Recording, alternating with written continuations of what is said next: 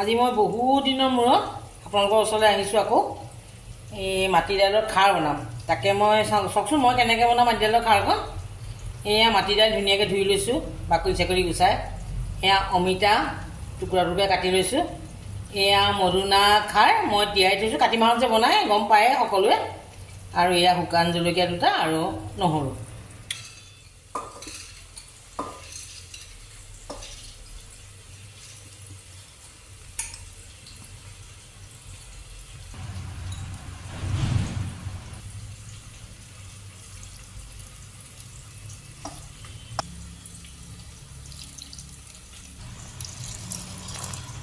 এয়া পানী দিছোঁ, গোটেইখিনি প্ৰেছাৰত একেলগে দি লৈছোঁ। এয়া নিমখ দি দিছোঁ, চেনি অকণ দি দিম।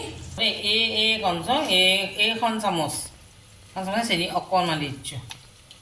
বন্ধ কৰি দিম, বন্ধ কৰি পেলাই মাটি দাইল নহয় সেইকাৰণে 5টা হুইচেল মাৰিম। 5টা হুইচেল মৰাৰ পাছত মই তেল মাৰিম। তেল দিলোঁ, তেল পকিলে মই শুকান জলকীয়া দুটা ভাঙি ইয়াত দি দিছোঁ। তাৰপিছত আপোনাৰ এই নহৰুখিনি মই অকণমান খুন্দাতে মাৰি ল'লোঁ, ইয়াতে দি দিছোঁ।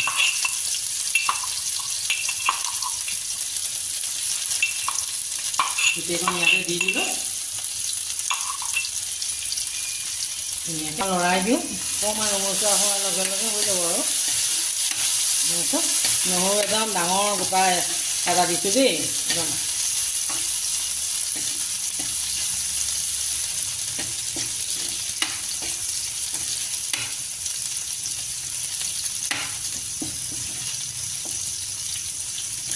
এয়া দেখিছে ৰঙচুৱা হৈ গ'ল। এয়া হৈ গ'ল নহৰু। এতিয়া মই লাহেকৈ দাইলখিনি প্ৰেছাৰত আছিলে মই ইয়াত ঢালি দিম।